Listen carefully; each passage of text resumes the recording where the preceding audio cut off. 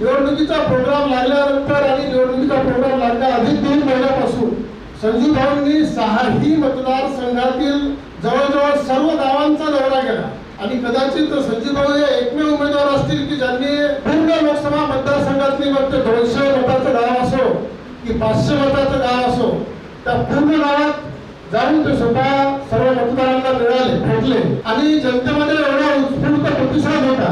या 6ही मतदारसंघामध्ये विधानसभेचा एकही आमदार महाविकास आघाडीकडे नव्हता। जवळजवळ 8 आमदार या विधानसभा मतदारसंघात आहेत। 6 विधानसभेचे आणि एक गेले भाऊ नाईक विधान परिषद आणि वाशिमचे ते सरनाई आणि वजाहत मिळता असे 9 या वजाहत मिळता हिरो होते ना आपल्याकडे महाविकास आघाडी ऑफिशियली।